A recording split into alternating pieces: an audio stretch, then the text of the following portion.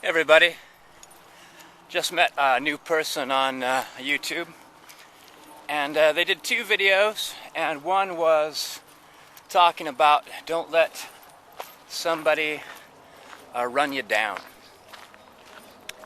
And I think about that, and it's something that we all encounter, and some to a higher degree than others. And I want to talk a little bit about it. I want to talk about two aspects of that. One is shadow warriors, which I was reading, oddly enough, in Chuck Norris's biography. He talked about people he encountered throughout life that don't directly attack you, and they especially want to get you to attack yourself. They want you to doubt yourself. They want you to feel a lack of worth. I mean, they want you to attack your own character. And some of them are geniuses at it. I mean, some people spend their whole life trying to get you to doubt yourself.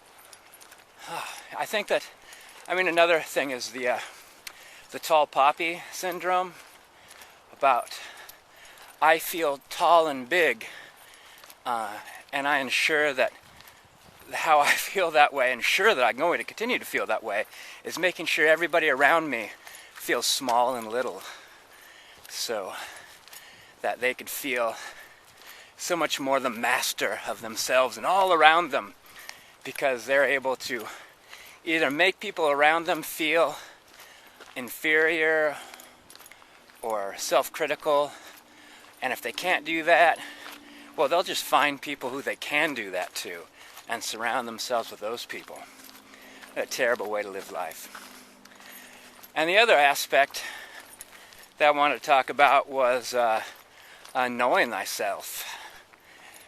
Becoming an expert on self-awareness, and maybe I should say striving to become an expert on self-awareness, because we change on such a regular basis, and the things that we deal with and the ways we could cope with them, that varies through our whole life.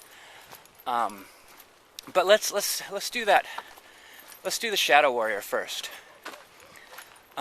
If you're around somebody, because it's not natural to not like yourself. It's not natural to feel stupid or clumsy or annoying. If you want to know, this is heavy. For instance, that's one of the joys of spending a whole lot of time by yourself. It's like when I go and spend a week out in the woods, and then I come back, and suddenly I get this kind of sense that, maybe I'm not as good or as this or that or as the other thing. And I suddenly realize, hey, you know what sparked this feeling? This person's kind of talking to me, and he or she is doubting me, or suggesting that maybe, I haven't thought something out too well, and so they're not really saying well, for instance, have you considered this? All they're really concerned is to make you seem to doubt yourself. That's the thing. It's like constructive criticisms when someone brings up something that you might not have thought about, and they want you to consider it, and they've thought this out and they want to share it with you. Just criticism is just saying, hey, I don't think you're too smart, or I think that you're lazy, or I think that you're weak, or I think that you're clumsy or annoying, or just whatever they want you to feel so they could feel better about themselves. So a good way to figure out if someone's a shadow warrior, if someone's trying to insert these terrible dark thought ninjas into your mind so that after they leave you're still doubting yourself, and they could feel all happy, their work is going to continue to be done, and next time it'll be easier for them.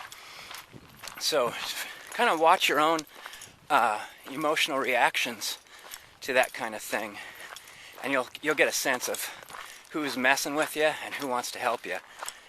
And the second aspect of that in self-awareness is consider everything that you do, say, think, and feel.